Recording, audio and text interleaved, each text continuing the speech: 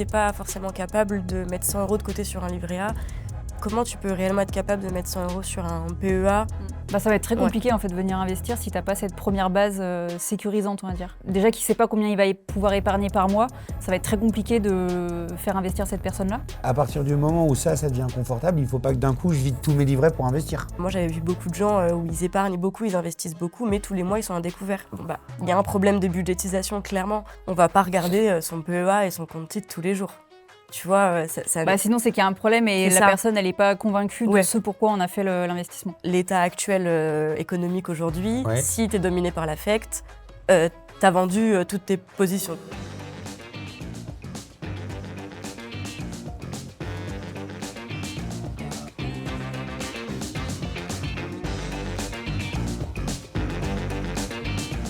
Bonjour à tous et bienvenue dans nos 41 mètres carrés. Aujourd'hui, on va parler de finances personnelles avec Ophélie Farache et Inès Marisseau. Merci à toutes les deux d'être là. Ophélie, tu te présenteras après. Inès, tu es conseillère en gestion de patrimoine toi, chez Maslow. Tout à fait. Merci d'être avec nous aujourd'hui. Tu remplaces Pierre-Emmanuel Jus. Pour mon plus grand plaisir, j'en ai marre d'être avec lui. Ophélie, tu rédiges une newsletter qui est la finance sans migraine. C'est ça. Est-ce que tu peux te présenter, nous présenter cette newsletter ? Ouais, carrément. Du coup, je m'appelle Ophélie et moi, j'ai toujours été passionnée par les sujets que les gens trouvent assez chiants et assez opaques. Donc, l'investissement, les finances, l'économie et tout ça. Et du coup, j'ai lancé cette newsletter, La finance sans migraine, pour démystifier ces sujets, les rendre accessibles au plus grand nombre et vraiment mettre des mots simples derrière des concepts qui sont très complexes, techniques, beaucoup d'argot. Et voilà, là on est bientôt 7000, donc c'est super cool. Et voilà, je suis très contente. Ok, c'est vrai qu'en France, on a déjà du mal souvent à parler d'argent. On a du mal à s'éduquer sur le sujet et c'est vrai qu'on peut avoir cette peur-là. Toi, comment est-ce que tu fais justement pour rédiger tes newsletters? Il y a plus de 7000 personnes qui te suivent, donc je pense que ce que tu dis à l'intérieur est intéressant. Pour en avoir lu certaines, je trouve ça intéressant en plus. Comment est-ce que tu fais pour choisir les sujets ou c'est quoi les steps que tu conseilles aux personnes justement pour pas leur faire peur ou pas les effrayer? Alors, il y a beaucoup de questions dans ta question. Pour choisir les sujets, vraiment, je me contente un peu des... comment en fait l'idée aussi m'est venue, c'était vraiment les discussions en fait avec tu vois, mes amis, ma famille. C'est là que tu te rends compte que l'éducation financière c'est difficile à tout âge et quand on n'a jamais parlé et qu'on t'a jamais éduqué sur le sujet, t'es vraiment un peu paumé. Et moi j'étais à des âges où tu commences à bien gagner ta vie, tu vois, tu prends ton appart et c'est un peu à ce moment-là en fait que t'as des sous, t'as envie d'en faire quelque chose, t'as besoin de gérer et tu sais pas. Tu sais pas, les actualités, on te parle d'économie, de taux, de machin, d'immobilier, et t'es un peu perdu. Donc les sujets, je les choisis vraiment par rapport à les discussions que j'ai avec mon entourage, et aussi les erreurs que moi j'ai faites, et les questions en fait que moi je me suis posées quand vraiment j'ai voulu et me lancer, et m'éduquer sur le sujet. Et après, pour les rédiger, vraiment, je prends mon ordi, tu vois, je tape, et vu que je suis vraiment allergique aux mots complexes, j'utilise vraiment, tu vois, voilà, la métaphore. Un langage simple. Ouais. Voilà, langage simple, on fait des métaphores, j'illustre beaucoup, je fais beaucoup de comparatifs avec des choses qu'on connaît, et je pense que ça marche du coup. Et voilà. Ok. Si on devait résumer un peu, parce qu'on en entend de plus en plus parler, ce que c'est que la finance personnelle, ou c'est quoi le premier pas dans la finance personnelle, comment est-ce que toi tu résumerais ça? Le premier pas... pour moi, le premier pas, il passe surtout par un état d'esprit. Tu vois, je disais que je faisais beaucoup de métaphores. La métaphore que je fais beaucoup, c'est, tu vois, quand tu veux te lancer dans le sport, tu peux acheter les plus belles baskets, le plus beau short. Si t'as pas l'état d'esprit et la motivation de te dire « Ah, je vais aller à la salle, en fait, là, je vais me lever, y aller et me muscler et tout », si t'as pas ça, ton beau short et tes belles chaussures, elles te serviront un peu jamais. Donc, je trouve qu'il y a vraiment un peu ce moment où tu te poses et tu dis « Ah, ok, j'ai envie de me mettre dedans, j'ai envie de me sentir bien », parce que c'est aussi... Pour moi, la première étape, c'était on veut se sentir en sécurité, en fait, avec de l'argent. Donc, ça passe par ça, l'état d'esprit. Et après, c'est faire un budget, avoir ce matelas de sécurité dont on parle beaucoup, donc avoir de l'argent de côté. Et ça te permet de passer le cap de « Ok, là, j'investis et on va sur des choses un peu plus rigolotes. » Ouais, ça, on va le faire en deux temps, le podcast. D'abord, justement, comment je gère mes finances. plutôt avec toi, Ophélie. Après, l'idée, c'est si Inès, toi, tu veux intervenir à ce moment-là, évidemment, il faut que tu le fasses. Et après, plutôt la deuxième partie avec toi, Inès, à partir du moment où j'ai appris à gérer mon argent, où j'ai appris à mettre de l'argent de côté, où j'ai appris à gérer un budget, bah, c'est quoi mes premiers pas en tant qu'investisseur? Donc, si on commence, pour gérer mes finances perso, Ophélie, si moi, j'y connais rien, Ouais. comment je fais? Alors, où je m'informe? Bon, déjà, je m'abonne à ta newsletter. Mais comment Merci. je fais? Et c'est quoi les premières étapes que toi, tu conseilles à tes lecteurs?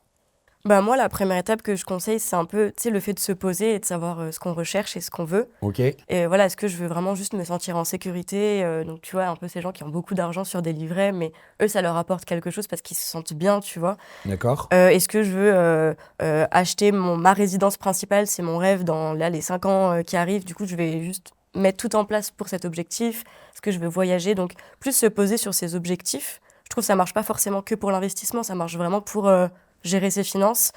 Et après, c'est se reposer encore, prendre une petite feuille et voilà, budgéter. Qu'est-ce que je gagne? Qu'est-ce que je dépense? Comment je peux optimiser ça? Moi, tout seul, moi avec mon conjoint, ma conjointe, ma coloc, comment je m'organise en commun? Qu'est-ce qui me reste? De ce reste, qu'est-ce que je fais aussi pour épargner, donc préparer l'avenir, tout en profitant aussi du présent. Tu vois, faut pas être trop bloqué ou dans des extrêmes de je fais tout bien, mais au final, bah, la vie, je me serre un peu la ceinture bien parce sûr. que j'ai peur en fait de dépenser tellement j'ai envie de bien faire. Donc c'est beaucoup de réflexion en fait avant de passer quand même à l'action. Mais après, il faut passer à cette action-là. Donc ça commence par mettre de côté, automatiser beaucoup de choses, voilà, avoir des petites techniques. Et comment justement, toi, t'aides les gens à franchir? Parce que entre l'envie, c'est un petit peu, si je reprends justement cette métaphore avec le sport, parfois, tout le monde a envie d'aller courir le soir, et Ouais. parfois, c'est compliqué. Comment t'aides, toi, les gens, justement, à franchir ce cap avec, dans la gestion de leur budget? Bah moi, comment j'espère en fait les aider et ce que j'essaye de faire, c'est déjà j'essaye de casser beaucoup de croyances limitantes et d'idées reçues, parce Ok. que ça passe aussi par ça. Donc, Qui sont lesquels, par exemple? investir, c'est bloqué, tu vois, c'est un peu cette grosse idée. J'investis de l'argent et c'est bloqué à vie, alors que quand tu regardes réellement, tu as peu de choses qui sont réellement bloquées. Ok. Tu as des choses où juste tu vas perdre un avantage fiscal, ou tu vas perdre aussi, mais c'est jamais réellement bloqué quelque part. Donc, c'est casser ça. Investir, c'est pour les riches. Non, on peut tous le faire à petite échelle, avec des petits moyens. Et avec des stratégies, ça peut grossir de plus en plus. Donc, ça va vraiment être casser ces croyances limitantes pour que les personnes qui me lisent se disent « Ok, là déjà, ce travail-là, elle a un peu cassé cette barrière. » Et après, ça va être expliquer les termes. Donc là, on enlève un peu l'argot, on explique qu'est-ce que quoi, tu vois, vraiment. Ouais. Et ensuite, ça va être donner des petites stratégies qui permettent à cette personne de passer à l'action. Ok. Et après, je pense que c'est un peu tout à chacun. C'est comme le sport. Moi, je fais beaucoup de sport et quand j'ai pas envie, c'est la technique 1, 2, 3, tu vois. 1, 2, 3, je me lève et je vais m'habiller. La discipline. Voilà, tu mets ton cerveau un peu ton mental, tu sais, qui te freine, tu le mets un peu de côté, tu te motives. Et donc, sur l'investissement, les finances perso, c'est ok, là, je me pose, je vais optimiser mes charges. Là, je mets en place mon premier virement vers mon PEA et je vais acheter mon premier ETF, ma première action. Et je pense que quand tu engages de l'argent, tout de suite, ton état d'esprit il change. Tu as envie de comprendre, tu as envie d'apprendre. Tu engages de l'argent tous les mois sur ton PEA, tu dis je veux comprendre ce que je fais, donc je vais aller m'éduquer, je vais aller chercher des infos. Et du coup, tu vois, il y a un peu ce système d'entonnoir où tu as cassé beaucoup de barrières. Et là, en fait, ça te permet d'aller sur des choses, comme je disais, un peu rigolotes. Et là, ça y est, tu es dans l'éducation et tu es dans la gestion de tes finances. Ok. Et tu parlais justement de ce 1, 2, 3, je me lève et je m'habille. On entend souvent parler de la méthode des enveloppes 50, 30, 20. Est-ce que, pareil, c'est la première fois que j'ai envie de m'intéresser, moi, à l'argent que je commence à gagner ou que j'ai gagné. C'est quoi, toi, la première méthode que tu recommandes ou est-ce qu'il y en a une que tu trouves plus simple à appliquer? Moi, celle que je conseille, en tout cas dans mes contenus, alors c'est la méthode 50-30, 50-30-20, pardon. Ok. C'est la méthode 50-30-20, mais à adapter à chacun. Tu vois, je trouve ça un peu bête de prendre une méthode et de se l'appliquer et de rester dans des cases. Faut l'adapter. Moi, par exemple, si je l'applique à moi-même, elle me convient pas du tout. Mais je pense qu'il faut, c'est pas prendre les chiffres, c'est juste la méthode en tant que telle, et donc l'adapter tout à chacun. Et à la fin, il te reste du coup donc, ce 10%, 5%, 20% de reste. Qu'est-ce que je veux en faire? Ok. Est-ce que, juste vous pouvez nous expliquer, pour ceux qui nous écoutent et qui ne connaissent pas justement cette méthode de 50, 30, 20 ou 60, 40 ou, Bah, je te laisse l'honneur. Ok. Bah, c'est assez facile en fait. L'idée c'est de se dire que tu as une partie de ton budget qui va partir dans les dépenses essentielles. Ok. Donc tout ce qui va être le loyer par exemple, le remboursement du crédit, les choses Ok. comme ça, les charges liées à ton logement. Ok. Après tu as une trentaine de pourcents, si c'est la méthode 50-30-20, tu as une trentaine de pourcents qui vont aller dans les charges, ce qu'on appelle les charges compressibles. Ok. Donc tout ce qui va être lié à l'alimentation, les choses comme ça. Et après donc tu as 20%, les 20% restants qui sont consacrés à l'épargne. Ok. Donc voilà. Donc évidemment, oui, c'est adaptable en fait à chaque personne, parce que quelqu'un qui va vivre à Paris, par exemple, c'est pas forcément, enfin, ça va être compliqué pour lui d'épargner peut-être 20% de son Ouais, salaire. sa marge loyer ou crédit va représenter une Voilà. plus grosse Ouais. partie. Donc c'est à personnaliser en fonction de la situation de chacun, je pense. Mais l'idée, c'est de se dire que dans tous les cas, tu as une partie de ton salaire qui doit partir en épargne. Ok. Et en fait, l'intérêt de cette méthode-là, c'est de se dire que tu peux automatiser ça, justement, Ouais. et que chaque mois, tu as cette proportion-là qui est fixe, qui est censée partir en épargne. Ok. Et justement, une fois j'ai l'envie, 1, 2, 3, ça y est, je suis parti. Comment je fais pour me fixer mon budget? Comment est-ce que je fais pour me fixer le montant d'investissement? Et surtout, comment je fais pour le respecter? Je sais pas si tu veux. Vas-y. Bah, En moi- fait, souvent, moi, pourquoi cette question, c'est souvent les gens, ils épargnent moins, ils ont cette crainte, alors déjà que ce soit bloqué ou de pas comprendre, et donc du coup, si ça te fait peur, t'as pas envie d'investir. Mais ils peuvent aussi avoir ce sentiment de se dire, si j'épargne, je vais peut-être pas pouvoir faire d'autres choses. Et donc du coup, il faut bien tailler justement la proportion d'épargne que tu veux consacrer à ton investissement pour pas te sentir prisonnier de ça ou pas t'empêcher de vivre. Bah, c'est là où justement je trouve ça intéressant de se poser. Tu vois, on a plein d'outils digitaux, etc. Moi, quand je l'applique à moi-même, je suis vraiment avec ma feuille, tu vois, où je fais des flèches, etc. Et là où le 50-30-20 ne marche pas, c'est qu'en fait, on se rend compte que du coup, les 100% de tes ressources sont allouées à quelque chose qui laisse pas beaucoup de place à la spontanéité, aux sorties, etc. Et c'est pour ça qu'il ne faut pas rentrer, je trouve, dans quelque chose de trop strict, où, t'investis et t'épargnes tout ce que t'as dans le mois, mais du coup, derrière, il te reste rien pour le spontané, pour les sorties, pour le plaisir, en fait. Et c'est aussi ça, l'argent, tu vois, c'est aussi se créer des souvenirs, etc. Donc, je pense que ça, il faut vraiment le prendre en charge dans son budget, justement. Se faire une enveloppe, donc de 100, 200, 500, en fait, ça dépend de chacun. Mais juste dans sa tête et dans cette feuille, l'avoir en tête. Tu vois, comme ça, quand t'arrives sur les 10 premiers jours du mois où tu as eu ton salaire, tu as tous tes petits virements qui sont partis sur chacun de leurs comptes. Et tu as un peu ce compte où il te reste cette somme. Et cette somme, en fait, tu sais que tu peux en faire un peu ce que tu veux. Tout est réglé, en fait. Tu as ton épargne, tu as tes investissements, tout est sur ces petits comptes et tu es en train de gérer. Et là, je sais que j'ai 5, 200, 800 euros où je peux en faire ce que je veux. Donc, je peux sortir comme je veux, je peux aller au resto, je peux m'offrir quelque chose, ou je peux ne rien en faire. Et du coup, à la fin du mois, je réalloue cette somme à de l'épargne, je la laisse sur mon compte parce que j'ai pas envie d'être, tu vois, je veux un fonds de roulement. Mais tu vois, le strict peut te faire arriver, par exemple, dans des découverts où tu vois, les gens moi, j'avais vu beaucoup de gens où ils épargnent beaucoup, ils investissent beaucoup, mais tous les mois, ils sont à découvert. Bon, il y a un problème de budgétisation, clairement. Ça fonctionne pas, tu vois. Le découvert, en plus, c'est très piégeux. Pareil, ça, c'est important aussi de prendre le temps, une fois que tu t'es lancé, de aussi prendre le temps de faire des points, carrément. savoir si ce que tu mets de côté, ça correspond bien à toi, ton mode de vie. Je sais que toi, Inès, vous le faites, vous, ça, chez Maslow. Ouais. Ces points réguliers avec les clients pour être sûr que cet investissement corresponde bien, justement. On parlait d'objectifs, on reviendra dessus tout à l'heure, mais ça correspond bien à leurs objectifs, parce que le pire d'un investissement, pour moi, c'est que ça ne corresponde pas à ce que tu souhaites. Ouais.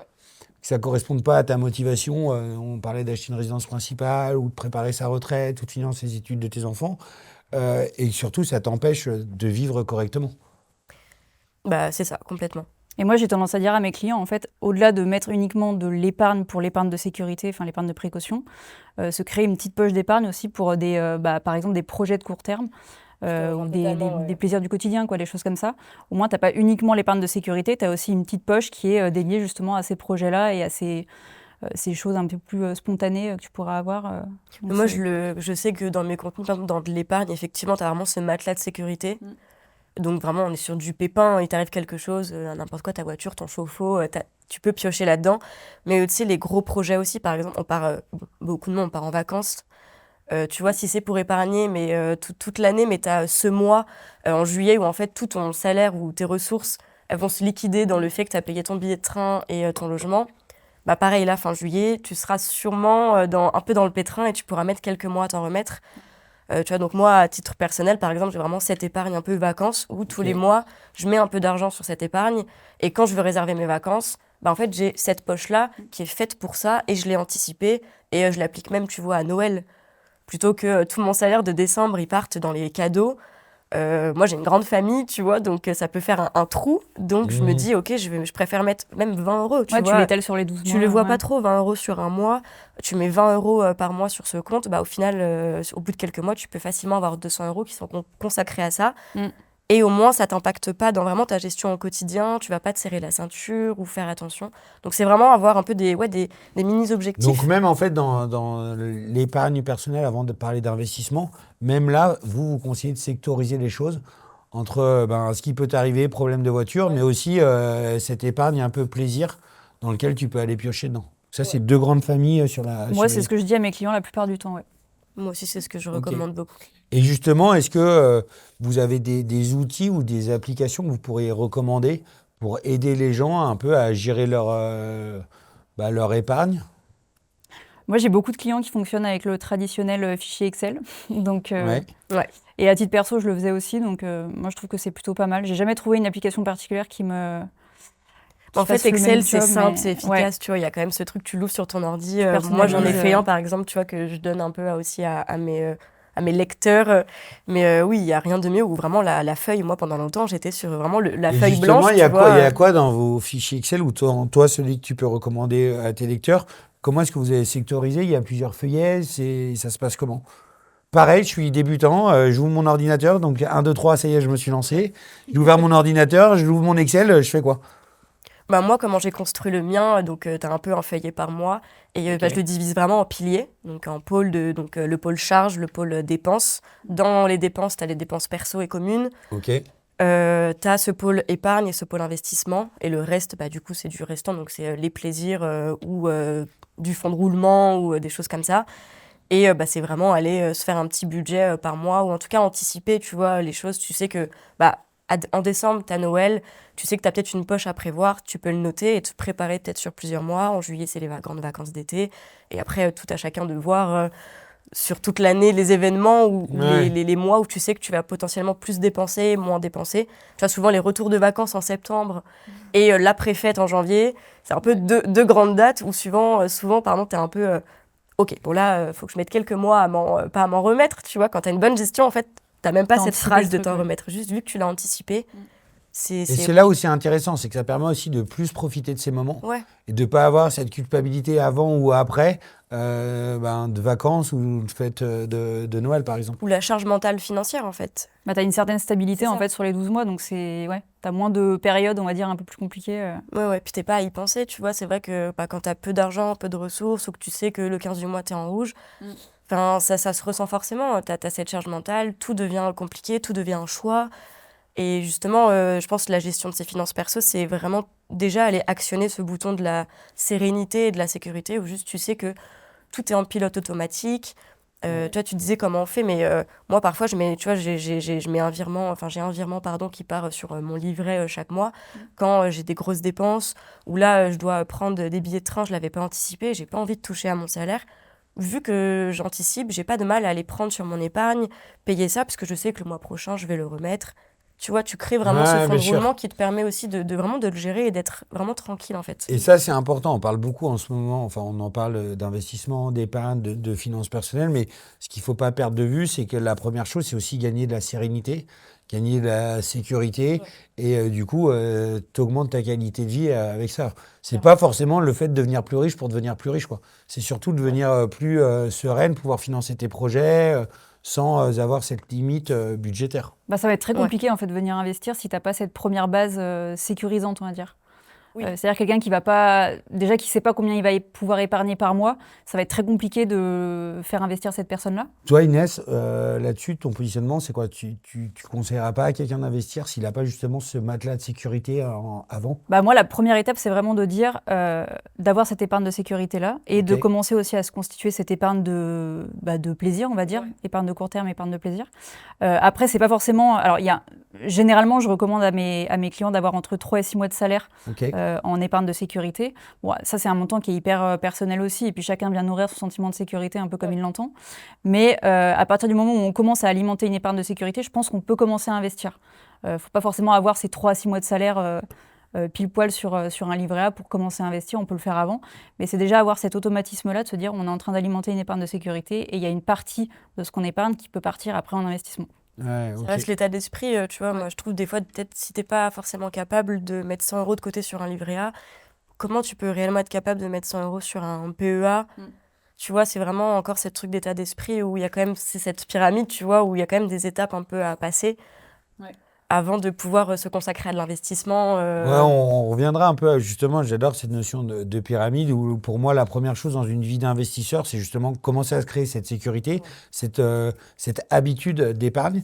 Toutes les deux, vous parliez de faire partir des virements ou d'épargner, mais on les fait partir où ces virements?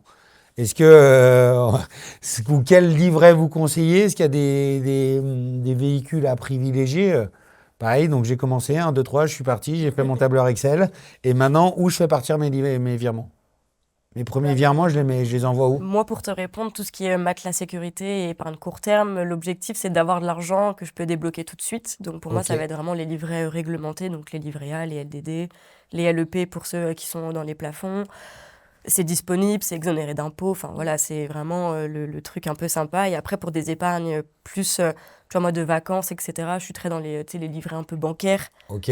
Tu vois, où souvent, tu as des taux qui sont un petit peu plus sympas que les livrets réglementés, mais ça reste disponible et pardon. Et j'ai cette possibilité de faire un virement rapide. Ok. Ça, pour de l'épargne, pour moi, c'est Donc c'est pour le mieux. l'épargne, première destination, déjà, enfin, premier critère, c'est disponibilité. Il faut que ce Oui. soit disponible, il faut que ce soit facile de transférer de l'argent de ce livret vers ton compte bancaire.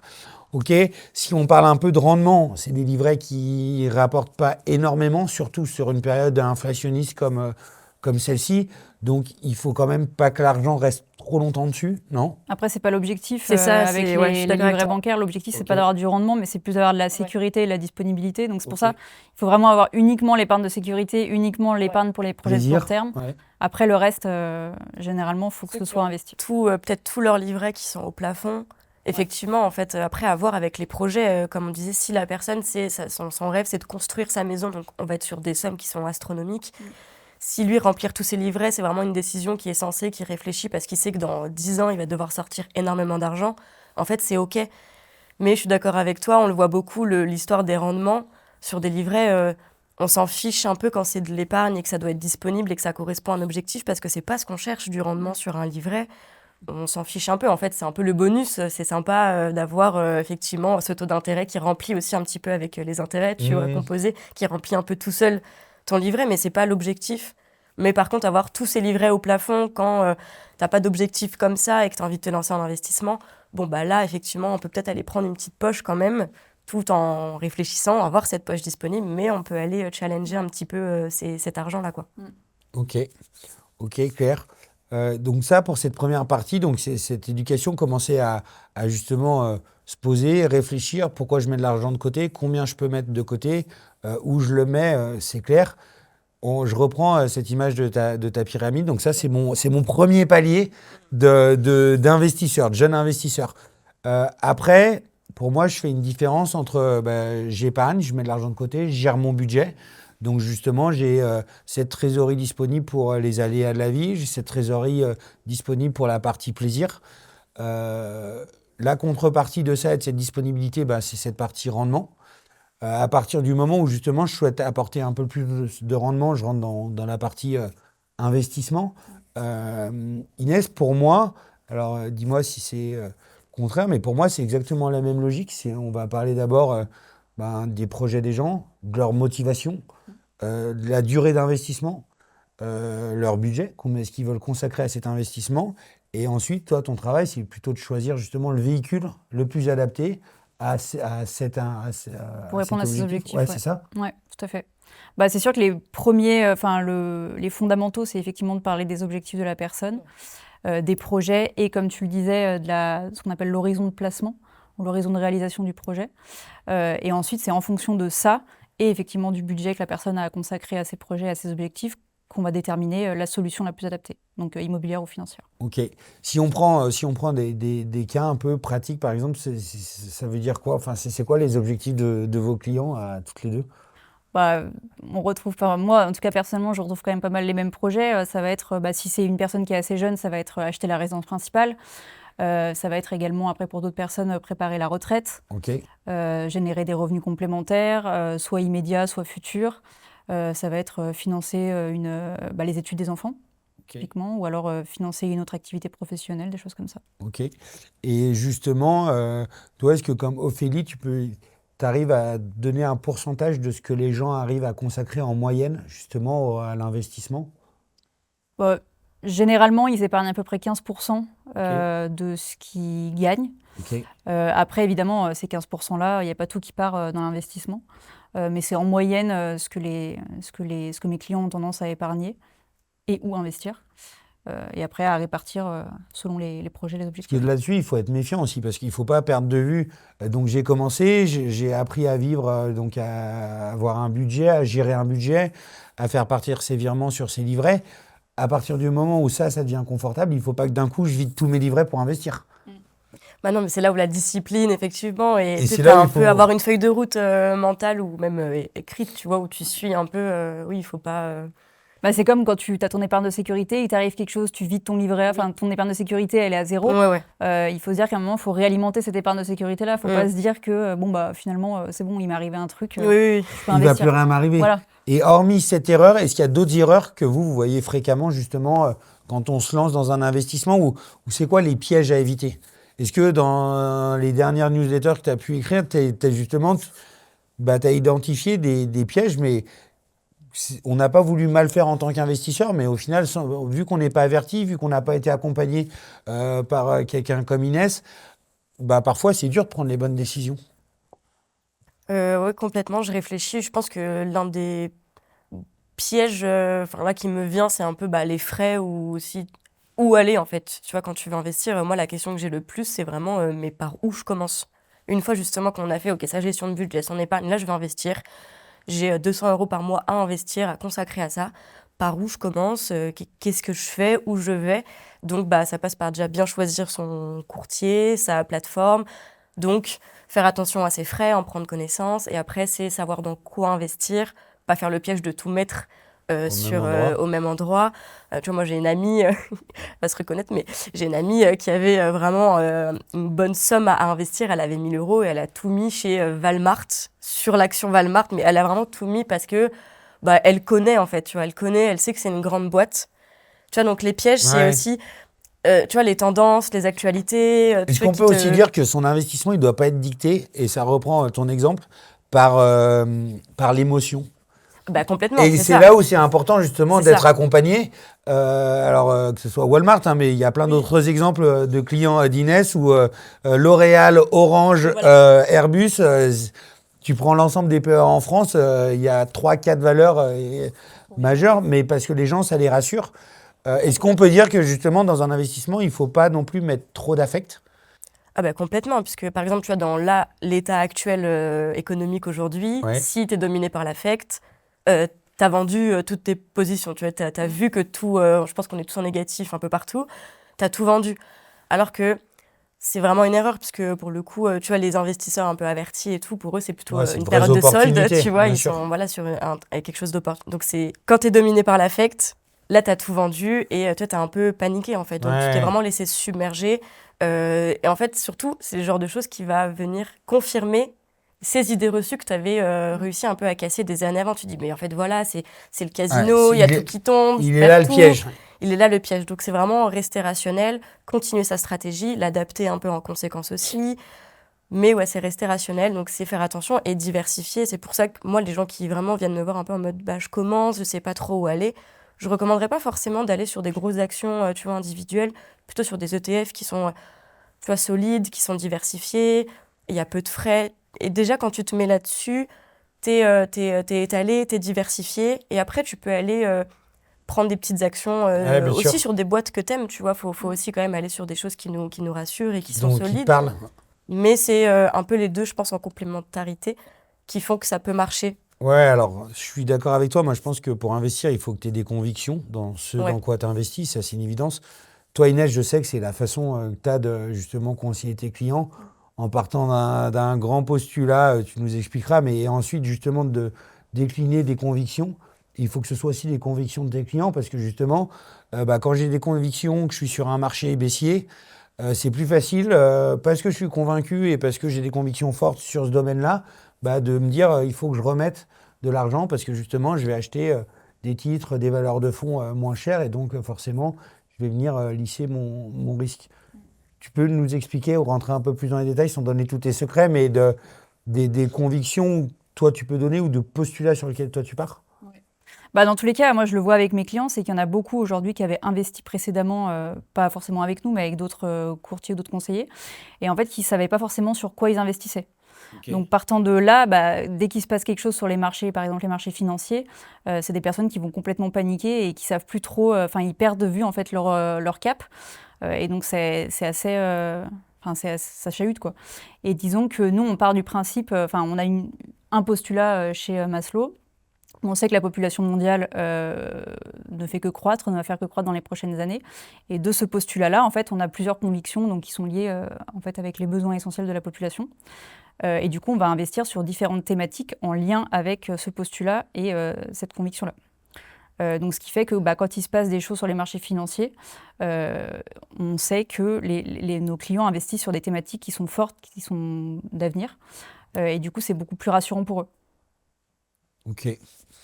Ok, tu veux nous donner 2-3 convictions ou tu veux les garder pour toi et tes clients? Non, on va investir par exemple sur des convictions, tout ce qui va être la gestion des déchets. On est de plus en plus nombreux, donc il y aura de plus en plus de déchets. Comment est-ce qu'on valorise ça?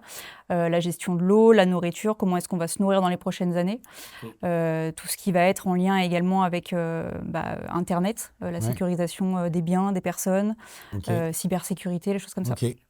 Ok, c'est clair. Je voulais revenir sur un sujet qui était important. Ophélie, quelque chose que tu as dit tout à l'heure qui était important, où toute cette éducation, toutes ces habitudes que j'ai prises, elles sont souvent rapidement brisées en une chute boursière ou en une journée ou en une annonce. Donc tout ce que toi, tu as construit pendant des années. Frustrant. Est-ce qu'il y a un moyen, justement, ou c'est quoi, vous, à toutes les deux, votre accompagnement dans ces situations, justement, pour faire prendre de la hauteur aux gens qui vous lisent ou aux gens que tu conseilles, pour leur dire, rappelez-vous, pourquoi on fait ça? Dans quel objectif on a fait ça? Et voilà pourquoi on doit continuer à le faire. Est-ce que ça, c'est des choses que vous faites?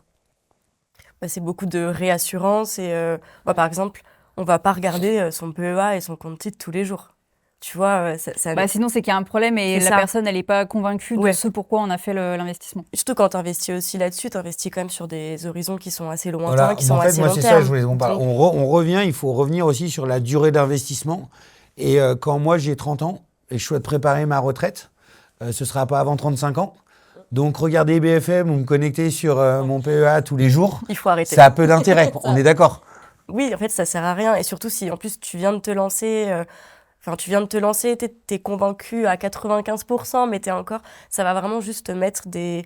comme quand tu regardes Instagram toutes les minutes, mais que t'es quelqu'un qui est un petit peu sceptique, tu vois, dans l'économie, c'est juste tu vas t'ajouter beaucoup de stress. Et surtout qu'on n'a pas beaucoup de marge de manœuvre non plus. Donc, je pense qu'il faut rester rationnel et se souvenir, tu sais, un peu avoir cette image où tu prends sur 20 ans et tu as une courbe comme ça. Et tu sais, quand tu zoomes sur 5 ans, en fait, tu as plein. Voilà. Bien sûr. En fait, il faut, je pense, avoir cette image de zoom des crises. Il y en a eu plein. On en a eu plein. 2008, les subprimes, il y a eu plein de choses. Là, tout ce qui se passe, ça va être un point, tu vois, dans un graphique. Donc ça bouge, ça chahute, comme tu le disais, mais on investit long terme, donc on reste concentré, on adapte sa stratégie ou on la conserve. On ne regarde pas son PEA tous les jours, ni BFM, ni les médias, et juste on reste serein. Ouais, bien sûr. Moi, je pense qu'il ne faut pas oublier de dire aussi qu'à partir du moment où tu investis de l'argent régulièrement, quel que soit le marché, quel que soit l'ETF, quel que soit le fonds, quel que soit le secteur, que ce soit immobilier ou financier, si tu le fais sur le long terme et de façon régulière, forcément, ça te coûtera beaucoup moins cher et tu auras pris beaucoup moins de risques et tu auras beaucoup plus de capital que quelqu'un qui a décidé à 62 ans de s'occuper de sa retraite. À 62 ans de s'occuper de sa retraite pour dans 3 ans, ça va être beaucoup plus risqué et lui coûter beaucoup plus d'argent que quelqu'un qui s'en est occupé à 30 ans et qui aura ne serait-ce que mis 20-30 euros pour sa retraite pendant 35 ans. Ce sera beaucoup plus intéressant que quelqu'un qui a décidé de le faire à 60 ans. Parce qu'en plus, tu as plus de... Enfin, tu peux te planter, en fait, finalement. Quand tu c'est commences même, tôt... tu peux te créer des opportunités pour moi. Tu peux te planter, alors... Ça sera peut-être compliqué sur le moment, mais du coup, tu peux te relever facilement, récupérer peut-être les sous que tu as perdus ou l'erreur que tu as faite. Tu as pris cette leçon. Quand tu t'y mets très tard, tu peux être dans l'urgence, en fait. Donc, faut pas que tu te trompes. Et donc, du coup, là, tu reviens sur quelque chose d'émotionnel où, vu qu'il faut pas que tu te trompes, tu as cette espèce d'épée Damoclès. Du coup, ça marche pas. Je suis d'accord. Inès, on a parlé d'investissement en ETF. Les ETF, c'est sur quel véhicule? Assurance vie, PEA, comment... Moi, je suis fan du PEA. Enfin, je trouve que c'est vraiment un véhicule d'investissement. En tout cas, quand on veut se lancer, je trouve que c'est vraiment le véhicule à ouvrir en premier. Rien que déjà par rapport à son avantage. Plus tu l'ouvres tôt, plus tu l'auras rapidement. Donc moi, limite, dans mes newsletters, je conseille, voilà, tu l'ouvres, tu mets 10 € dessus, t'es pas encore sûr, c'est pas grave. On attend, t'as le temps de te former, savoir sur quoi tu vas investir, mais au moins, il est ouvert et t'avances cette date d'anniversaire. Mais c'est quand même un super véhicule... Je trouve, tu vois, on peut investir en France, en Europe. Alors, c'est moins dit, j'ai trouvé, mais on peut quand même investir dans des ETF, dans des actifs qui sont mondiaux, oui. Qui touchent d'autres zones géographiques. Qui touchent d'autres zones géographiques. Tu vois, on a quand même ce truc, le PEA, c'est français, européen, mais finalement, non, tu peux investir dans le monde sous certaines conditions. Mais donc, ça reste un super véhicule d'investissement en premier à ouvrir. Et entre financier et immobilier comme investissement, est-ce que dans l'étage de la pyramide, donc j'ai appris à gérer, j'ai 1, 2, 3, fichier Excel, j'ai fait partir mes virements sur mes livrets, je veux devenir investisseur ou j'ai l'envie de devenir investisseur justement pour financer des projets futurs, d'abord financier ou immobilier? Alors moi, je pense qu'il n'y a pas forcément de priorité où l'un mieux que l'autre. C'est juste, faut toujours revenir aux bases, donc c'est-à-dire le projet du client, ses objectifs également. Et après, c'est la solution. C'est quelle est la solution la plus adaptée en fait à ces projets, à ces objectifs-là. Le financier, c'est intéressant, ça a ses avantages. L'immobilier, ça a également ses avantages. Et les deux solutions ont aussi des inconvénients. Donc ça va dépendre, dans tous les cas, des projets et des objectifs de la personne. Si on doit résumer, placement financier, placement immobilier, on peut avoir quoi comme avantage justement et inconvénient dans chacun des deux catégories? Moi, je dirais que le financier, c'est peut-être un peu plus souple, dans le sens où c'est plus liquide que l'immobilier. Après, un avantage de l'immobilier, c'est qu'on vient tout de suite en fait, utiliser un levier qui est intéressant, qui est le levier du crédit. Donc forcément, on va aller sur des montants qui vont être beaucoup plus conséquents et on va développer son patrimoine peut-être un peu plus rapidement. Ouais, logique, tu fais travailler de l'argent que toi, tu n'as pas. Voilà, donc, forcément. le levier du crédit, c'est je vais emprunter de l'argent pour acheter quelque chose que je n'aurais pas pu me payer. Et chaque mois, je paye ce crédit. Tout à fait. Il peut y avoir des inconvénients dans l'un ou l'autre? L'immobilier, c'est moins liquide.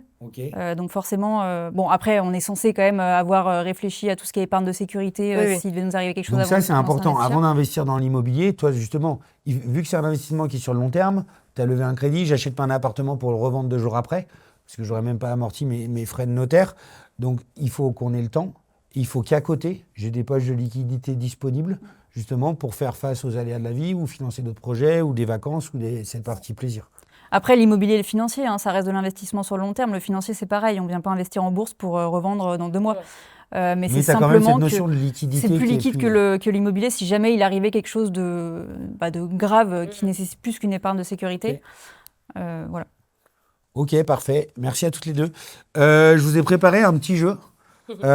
Stratégie de gestion de budget pour ces profils. On va commencer par Hugo, 23 ans, alternant, veut commencer à épargner tous les mois et il gagne 1 200 € brut. C'est ce qu'on disait tout à l'heure, il gagne 1 200 € brut, mais il habite où, Hugo? Il habite où? Il habite chez ses parents? Oui. Ou non Alors, il habite chez ses parents à Lyon. Ok. Quel est le marché immobilier à Lyon? Ses parents ne lui demandent pas de loyer. Ok. Sympa. Après, je pense qu'il a une bonne capacité du coup d'épargne. Donc, je pense qu'il peut mettre plusieurs centaines d'euros en épargne. Donc moi, ce que je lui conseillerais, c'est déjà de se constituer l'épargne de sécurité. Après, il vit chez ses parents, il n'a pas forcément il n'a pas d'électroménager à remplacer ou des choses comme ça. Donc ça va être une épargne de sécurité qui va être Pour plus tard, pas qui va être énorme, utilisé pour... Ouais. mais qui pourrait être pour plus tard, effectivement. Par rapport à un exemple, je sais pas, un apport pour sa résidence principale ou... Voilà, quelque chose après, comme ça peut être ça. Et dans combien de temps est-ce qu'il veut être propriétaire? Et puis en fonction de cet horizon-là, voir un peu ce qu'il peut faire déjà de la somme qu'il va consacrer à son apport, où est-ce qu'on la met. Et après, est-ce qu'il a d'autres projets? Et après, en fonction de ça, le reste de son épargne, où est-ce qu'on la place? Ok. Donc là, l'idée, c'est de faire partir un maximum de virements programmés le plus rapidement possible. Ok. Clara, elle a 31 ans, 15 000 euros de côté, mais ne sait pas quoi en faire. Je pense que c'est vraiment le cas, je sais pas toi, mais que tu as le plus, non Ouais. Tu sais, des gens qui ont vraiment beaucoup d'argent, mais qui savent pas quoi Donc en ça, c'est faire. des gens qui ont bien lu ta newsletter, Ophélie. Donc Clara, elle s'est abonnée, elle a bien lu ta newsletter.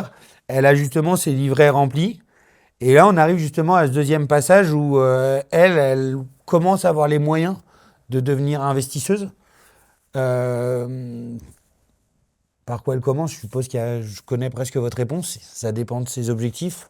Bah oui, toujours. Après, je pense que les deux véhicules sur lesquels peut-être elle peut aller en premier, pour moi, c'est et le PEA et l'assurance vie. Alors, soit les deux ensemble, soit l'un et l'autre. Ok. Mais je parlais du PEA tout à l'heure, mais l'assurance vie, on la confond souvent avec l'assurance décès. Tu vois, on a un peu ce truc de c'est un vieux. Ouais. Tu vois, on a l'impression que c'est quelque chose pour les vieux, alors que Il y c'est a beaucoup juste d'a priori, ouais. juste un vieux placement, mais c'est pas quelque chose qui est fait pour les vieux. Moi, je trouve que c'est un super outil, l'assurance vie, puisque en fait, c'est juste un cadre financier et juridique dans lequel tu mets vraiment ce que tu veux. En assurance vie, on rappelle, tu peux investir en bourse, sur En l'immobilier, immobilier, private equity, sur des produits structurés. Et t'as en plus ces deux poches où tu peux aller sur du fonds euro où c'est sécurisé, c'est garanti. Donc avoir en plus cette poche d'épargne dans une enveloppe aussi d'investissement et aller challenger ton investissement. Et plus tu l'ouvres tôt, plus tu peux aller gonfler cette poche investissement, unité de compte, tu vois, à des 70-80, avoir cette petite partie de fonds euro qui vient un peu rassurer, tu vois, en défensif, un peu combler quand ça bouge un peu. Et pareil, l'assurance vie comme le PEA, super avantage fiscal. Donc, l'ouvrir le plus tôt et les alimenter un peu même ensemble peut être super intéressant. Et important de dire aussi que c'est pas bloqué. C'est Que pas ce soit bloqué. l'assurance vie ou ton Contrairement à ce PEA, qu'on pense, ouais, c'est pas en bloqué. fait, contrairement à ce qu'on peut penser, c'est la fiscalité qui est plus avantageuse en fonction des années passées. Oui, oui, Mais ton Tu peux capital, il récupérer. est disponible à n'importe quel moment. complètement. Ça, c'est important de le dire, tu as raison, parce que c'est vraiment une des idées reçues les plus... oui, les Ça, c'est plus lié au hautes, film quoi. un petit peu. Je le pousse de l'escalier pour toucher son assurance vie, Oui. c'est pas ça. Et complètement. Ouais. Complètement. Alors que ça se trouve, on parle d'assurance D'assurance décès décès, ouais. là-dessus. Ouais, Mais exactement. ouais. Ok, dernier cas, je sais qu'Inès, toi, tu as beaucoup de gens, et le contexte actuel le fait, pour préparer sa retraite, justement, quel que soit notre âge. Alors déjà, est-ce que selon vous, c'est important de préparer sa retraite? Et est-ce qu'il y a des véhicules plus adaptés que d'autres pour préparer sa retraite? Est-ce que c'est important de préparer sa retraite? Oui. Enfin, moi, c'est quelque chose que je fais et que je conseille beaucoup. Enfin, j'ai un peu cette phrase de ne fais pas un peu confiance à l'État. Alors, c'est pas non plus on est contre, etc. Mais ça bouge, c'est trop sujet, c'est un sujet très politique. Donc, ça bougera soit très bien, soit moins bien. Donc, pour moi, il faut pas avoir cette conviction d'attendre, en fait, qu'on nous donne la petite partie qu'on nous a préparée pendant des années. Il faut la construire de son côté. Ok. C'est obligatoire. Et après, en termes de véhicules, moi, je pense à l'assurance vie et au PER. Je pense que tu peux peut-être un peu plus nous en parler. Mais, En tout cas, là-dessus, je crois que le postulat chez Maslow, si on part du postulat qu'il y a de plus en plus de monde sur Terre et que les gens vivent de plus en plus longtemps, c'est sûr qu'il y aura un problème à un moment structurel, ne serait-ce que pour payer Actuellement, ouais. les retraites, quoi. Et la plupart de mes clients, de toute façon, me le disent, généralement, quand ils ont cet objectif-là de préparer la retraite, ils savent très bien que le système des retraites actuel, dans le temps, il n'est pas forcément viable et qu'on tend de plus en plus à aller vers un système de retraite par capitalisation, donc comme on peut retrouver aux États-Unis. Donc effectivement, les gens prennent conscience de ça et prennent conscience du fait que la retraite, il faut se la faire soi-même, en quelque sorte. Alors, on aura toujours quelque chose, je pense, de l'État, mais c'est juste que ça va être de moins en moins important. En fait, c'est ta proportion par rapport à ton salaire en activité Ouais. qui va diminuer. c'est ça? Exactement. Donc il faut se préparer effectivement un capital ou même quelque chose pour générer des revenus complémentaires à ce moment-là. Ok. Mais c'est effectivement une préoccupation qu'on a de plus en plus chez nos clients. Parfait.